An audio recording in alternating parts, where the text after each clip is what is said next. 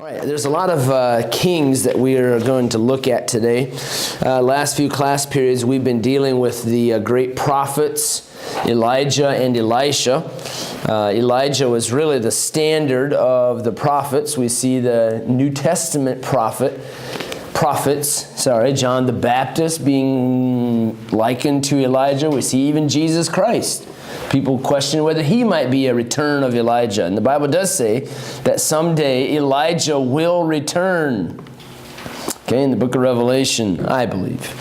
So anyway, Elijah and Elisha, their ministries overlap some of the kings, and we don't really even think about the kings very much other than Ahab. Of course, we talk about Ahab, but Ahaziah and Jehoram in the northern kingdoms were kind of sideshows. The real show was the prophet of God and his work. And then Jehu comes along, and he cleans up the house and family of Ahab.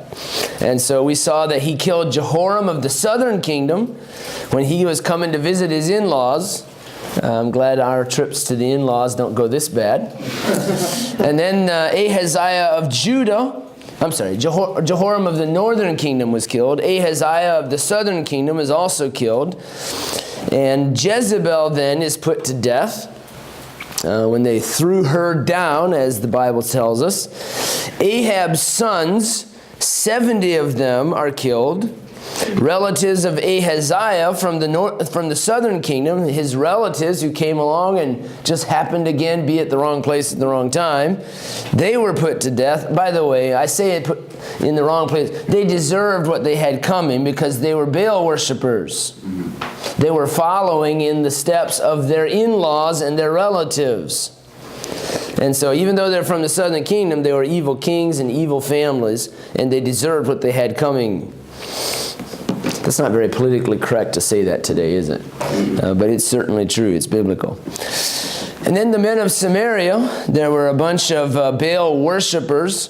And men of Samaria, not Samaritans. That's means something different. But the men of Samaria, the men of Baal were all assembled together into the house, the temple of Baal, and Jehu puts them to death. And so Jehu goes through and cleans up, but he doesn't go far enough. He does a lot of good things, however. All right, I have 9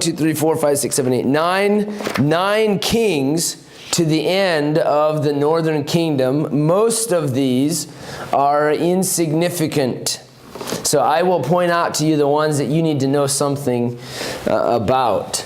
Okay, so let's start with, these tall teachers.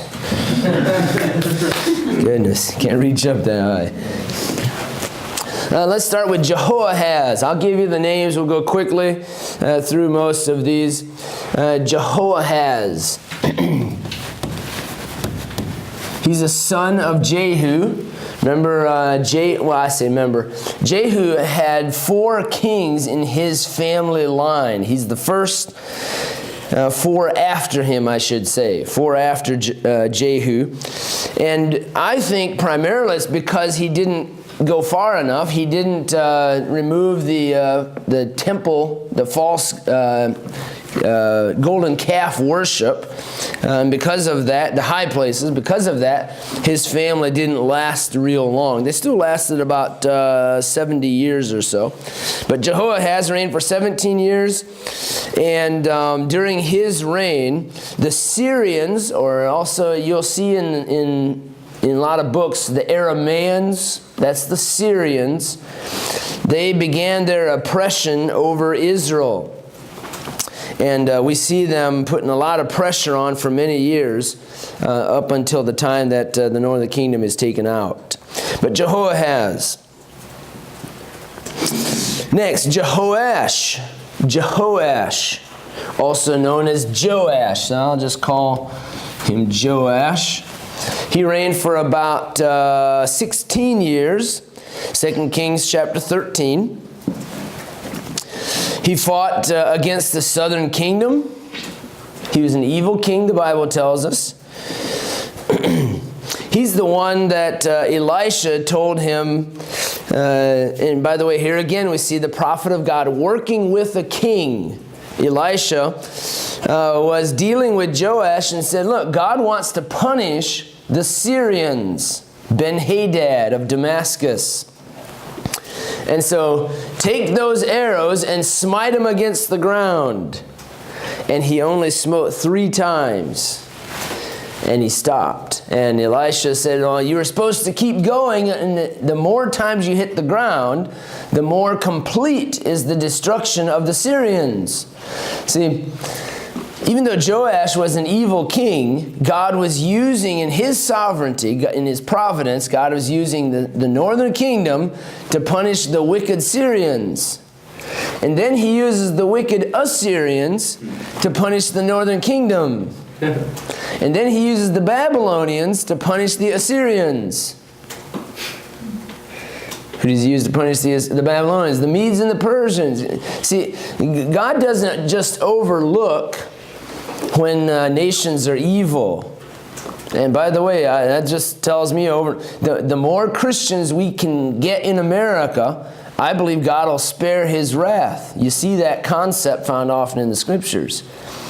But when we don't have enough Christians here to keep on being soul winners and reaching the lost and so on, God has to punish our country. It's what He's always done. And He might use, and probably will use, a wicked country to punish us. And then He'll use a wicked country to punish them. God's timing doesn't work in 1 and 2 year things normally. You know, we think, oh man, this just happened. Oh, no. This is put in the process of punishment takes place many times over centuries. Centuries. So I love how God, it's like a huge train. It just slowly moves and it slowly grinds and it does its job. But it always comes. Joash. So anyway, he's the one who smote the arrows 3 times instead of 5 or 6 or more times. And that's how many times he defeated the Syrians, but it wasn't enough to completely destroy them. Next, Jeroboam. Jeroboam the second. Under his reign, he restored most of the borders of Israel. He restored Israel back to about the size that it was under Solomon, believe it or not. He was a very politically capable ruler. Jeroboam II. He reigned for 41 years, so a long time, very successful.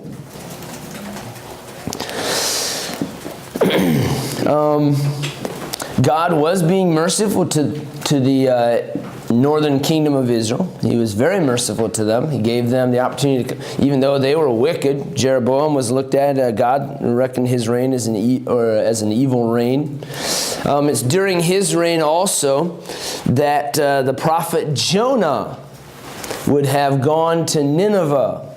Well, eventually he went to Nineveh, not in his first choice. But that tells us that by this time, we know this from history also, by this time the Assyrians were definitely a force, very powerful force to be reckoned with.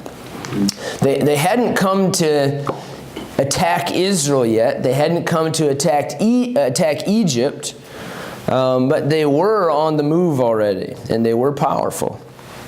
Jeroboam II. Next, Zechariah. Zechariah. This is the last son of Jehu. And Zechariah was only the king for about 6 months, and he was assassinated.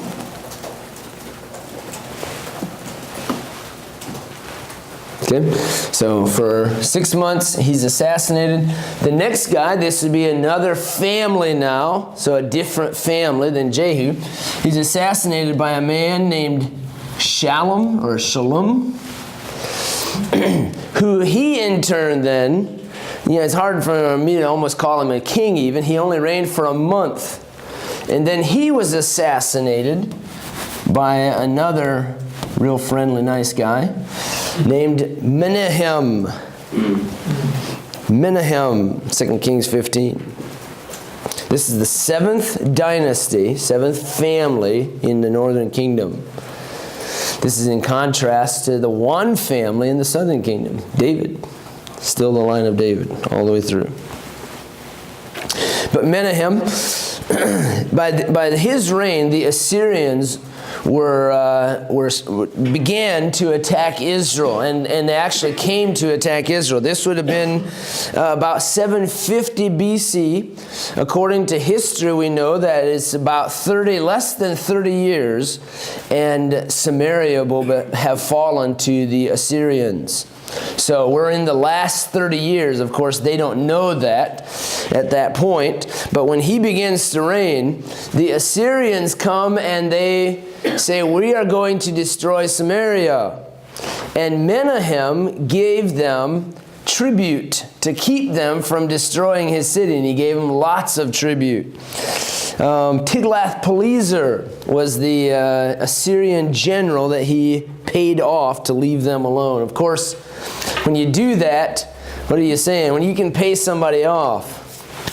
We have money. We have money. You want to come back for more? So sure, they're going to keep their end of the deal for a little while. We'll leave you alone if you pay us. But they never forgot that that's a nice money source over there. And so they did come back, of course, later on. By the way, the Assyrians were not primarily attacking the children of Israel. Okay? If we look on a map, you see that the land of Israel is a very small place. There are other kingdoms, empires around. They're not huge ones except Egypt. They're coming to attack Egypt. In order to get to Egypt, you have to go through Israel. And there's also the ancient Hittite Empire up to the north. And there's a lot of things that go on up there. Several empires actually up to the north. So Israel is one of these small ones, that you got to deal with. So you have the northern kingdom and the southern kingdom, two small countries. Menahem paid tribute to the Assyrian general. His son, by the way, Menahem reigned for about 10 years. His son was Pekahiah. He only reigned for a short while, about 2 years.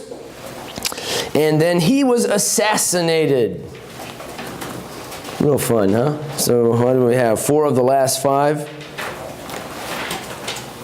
1, 2, no, 3 of the last 4 were assassinated. Pekah, P-E-K-A-H, assassinated Pekahiah. I'm sure you know all these names. I'd love to know how they said them. Like Caleb Rulyard. Pekah reigned for 20 years. And all this is, he's all this time having diplomatic relations with Assyria. And Assyria was putting a lot of pressure on the northern kingdom.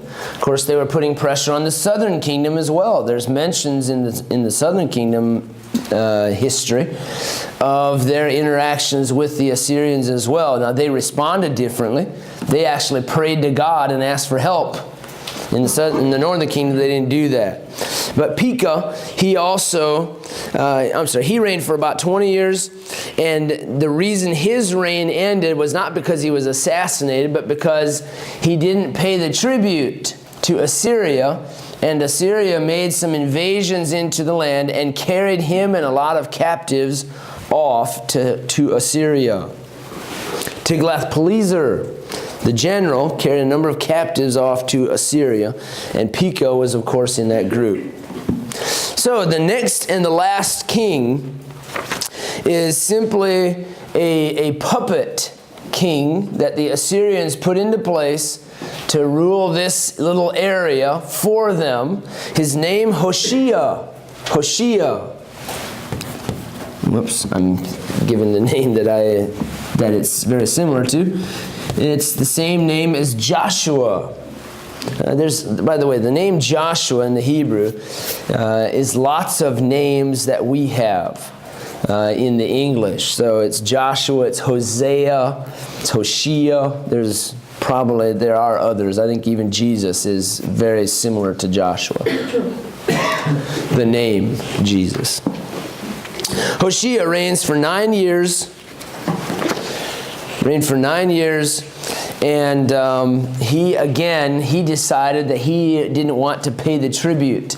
And the Assyrians, after a couple of warnings, the king of Assyria sent the army to take out, and of course they were doing more than just this, but they were sent to take out the northern kingdom, to take out the capital of Samaria. So Hoshea conspired. He knew that the Assyrians were coming to besiege the city of Samaria. And he was warned by some of the prophets not to go to Egypt for help. Hoshea said, hey, if I get Egypt to help me, because Egypt definitely has a vested interest, right?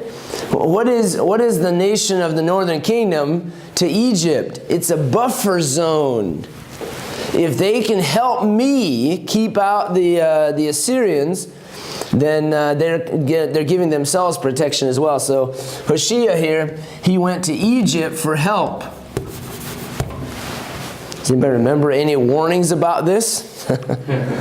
Don't go to Egypt. Deuteronomy chapter 17. Don't ever go to Egypt. Egypt doesn't care about you. Well, anyway, he's in last-ditch effort here anyway to somehow keep himself free. But he conspired with the king of Egypt. And, of course, once the king of Assyria, Sargon II, heard of Hoshea's plan, they came in, they arrested Hoshea after a lengthy time. They destroyed the city of Samaria. And the year was 722 BC, 722. By the way, the southern kingdom would last until 586. So we've got a few more years, about 140 more years that the southern kingdom would last. Let me read to you 2 Kings chapter 17. I'd like to look at a few verses here. 2 Kings chapter 17. This was a lengthy siege, a 3-year siege of Samaria. By the way, if you think of a siege, always remember there's a lot of starvation going on. People are literally dying, lack of food, lack of water. People try to escape. Normally, when someone tries to escape from a siege, if they're caught, the worst kinds of tortures are placed upon them. Okay, so, but your chances of, when you stay inside the city, you normally believe that you have no chance. If once they break in, they're going to be so mad at the city that they're going to just destroy everybody in there, and all kinds of crimes against the women and children, all this kind of stuff. So you almost are better off taking your chances of escaping.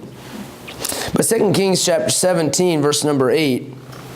The Bible lists here some of the sins of the northern kingdom. Now, I haven't been telling you, but most of these kings that we just listed off here, the vast majority of these, it says about them in the scriptures that they followed after the sins of Jeroboam, the son of Nebat. What were his sins? It wasn't just that he set up the golden calves, which that was certainly the main thing, but also that he set up his own feast days, and he had his own priests. And he destroyed, he completely averted, he went around the system that God had in place, which is in the law. So here we see some of the sins. Let's read some of these. I'll start at verse 7. For so it was that the children of Israel had sinned against the Lord their God, which had brought them up out of the land of Egypt, from under the hand of Pharaoh, king of Egypt, and had feared other gods. And we know the names of those gods. Okay, Baal, Ashtaroth, Molech, and many others. And walked in the statutes of the heathen, whom the Lord cast out from before the children of Israel, of the kings of Israel, which they had made. And the children of Israel did secretly those things that were not right against the Lord their God. By the way, secret there, that's kind of like, in print, secretly. Why? It's not a secret, is it? Because we have read about it for thousands of years now. Secretly they did those things that were not right against the Lord their God. And they built them high places in all their cities, from the tower of the watchman to the fenced city. And they set them up images and groves in every high hill and under every green tree. And there they burn incense in all the high places. There's only one place for incense. It's in the tabernacle, the temple. As did the heathen whom the Lord carried away before them, and wrought wicked things to provoke the Lord to anger, and they served idols. For they served idols, whereof the Lord had said unto them, ye shall not do this thing. Yet the Lord testified against Israel and against Judah by all the prophets and by all the seers, saying, turn ye from your evil ways, and keep my commandments and my statutes according to the law which I command your fathers, and which I sent to you by my servants the prophets. Notwithstanding, they would not hear, but hardened their necks, like to the neck of their fathers that did not believe in the Lord their God. That's those who disobeyed, did not believe, and when the spies, and Korah, when the spies gave the bad report. And they rejected his statutes and his covenant that he made with their fathers, and his testimonies which he testified against them. And they followed vanity and became vain, and went after the heathen that were round about them, concerning whom the Lord had charged them that they should not do like them. And they left all the commandments of the Lord their God, and made them molten images, even 2 calves, and made a grove, and worshipped all the host of heaven, and served Baal. And they caused their sons and their daughters to pass through the fire, put them to death. That's not all their sons, but that means that they put their firstborn, and used divination and enchantments, and sold themselves to do evil in the sight of the Lord, to provoke him to anger. Therefore the Lord was very angry with Israel, and removed them out of his sight. There was none left but the tribe of Judah only. Also Judah kept not. So we'll get to Judah later. Here's a picture here of the city of Dan. This is the entryway through the main gate system into the city of Dan. Of course, the trees wouldn't have all been there and so on. This is a big, huge city with massive walls. At the time that Jeroboam would have built these altars close by. If you walk up away from the city, up on the back up the hill, high place, literally, it's a grove, and up there behind the city, they said, if this is the city of Dan, there has to be a temple area around here. And so they went to the highest place, just up behind the city a bit. And after looking around, they found all of this foundation work. This is no doubt a temple here. And there's all kinds of little side buildings and so on. And here you see most likely the spot where the altar would have stood. Out in front, there's big steps that come down over here in the front of the temple. And then this is most likely where that altar and the golden calf would have stood. So this is at the city of Dan. Of course, now you stand there and there's trees all around. You can't see out and see that you're on the high place. But in the old days, standing at the city of Dan, you could have seen far at this place, you could have seen far up into Syria. You could have seen far to the south, most of the way to the Sea of Galilee and beyond. You could have seen west. You could have seen the nation of Lebanon to the north and to the west. So what's the point? When they built these high places, it was a sign of superiority over the gods of the nations around you. That's what generally is the high place. It's a sign of superiority of your God. And the children of Israel got caught up with this foolishness. I say it, it's foolishness. People talk about this is the male God and his female counterpart. I don't care. They're all foolish, empty idols. I know they believe they were male and this one was female, but it's all stone to me and wood. The book of Psalms talks about how foolish idolatry is. And the children of Israel got caught up believing this stuff. Okay? Now, the last thing I want to deal with here is found here in 2 Kings chapter 17. We want to look at the resettling after the captivity. The resettling after the captivity. I want to point out some of the things that took place to these northern peoples. We see in verse 24, the king of Assyria brought men from Babylon. By the way, Babylon is one of the cities of Assyria at this time. And from Kutha, and from Ava, and from Hamath, that's up north, and from Sepharvaim, and placed them in the cities of Samaria instead of the children of Israel, and they possessed Samaria, and dwell in the cities thereof. And so it was at the beginning of their dwelling there, that they feared not the Lord. Therefore the Lord sent lions among them, which slew some of them. I'm getting ahead of myself. What he did here is he took, the Assyrians took people from these other countries around Assyria, and placed them in Judah. In Samaria and in the cities of Israel.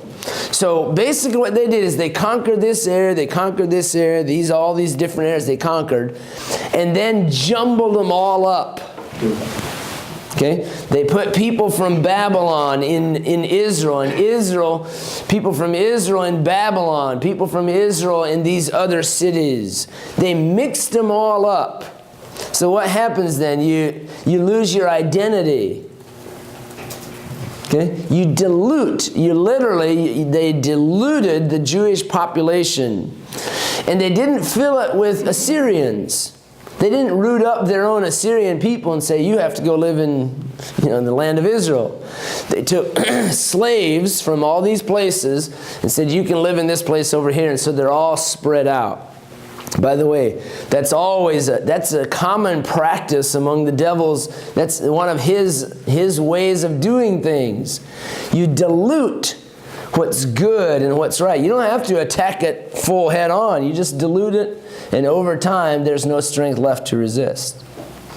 So anyway, they diluted the Jewish population and their worship system and so on, and resettled other foreigners in its place. Now, I'm going to prove to you later on, I'm going to show you later on who these northern people are.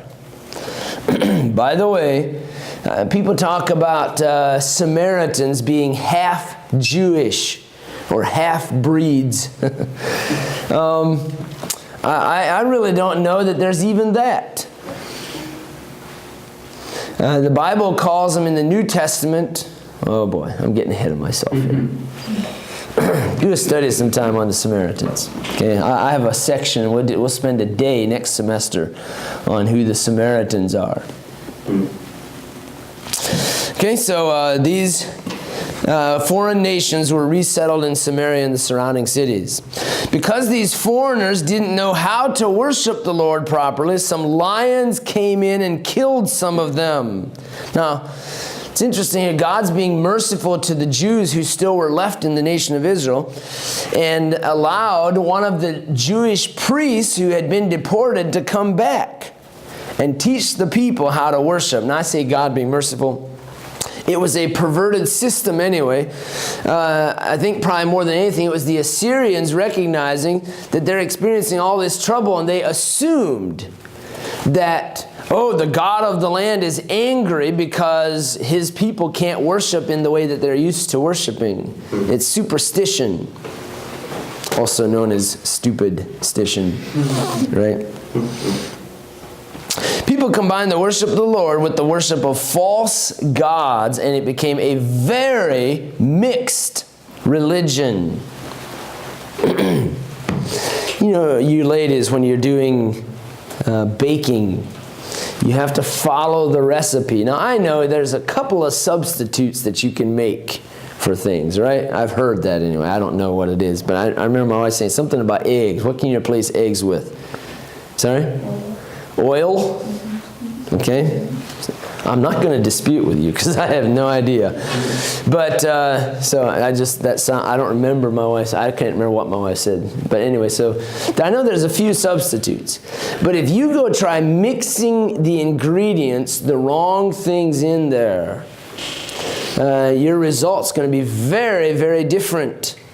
Okay? Or it can be. And really what you have here is the ministry of God and His people and their system that had already been diluted by Jeroboam is now completely diluted with all these other religions. And what was I going to say? Anyway, they all had followed the ways of Jeroboam, the son of Nebat, and now you add in all these other religions, boy, you have a huge mess. And that type of religion that we find in the northern kingdom is the religion that the woman at the well in John chapter 4 comes to Jesus, and she says, she's so confused. I know she's a wicked woman too, but she's so confused about spiritual things. She says to Jesus, you say that you're supposed to worship in Jerusalem, but our fathers have said we're supposed to worship in this holy mount. Oh, really? I mean, it is just a huge mixture of false religion and false gods. And God is very, very displeased with the northern kingdom. Many of whom are not even Jews anymore. Okay. So that's the end of the northern kingdom. That's not completely their end. That's the end of what we're going to look at as far as the northern kingdom goes. The northern kingdom goes. The northern kingdom goes. The northern kingdom goes. The northern kingdom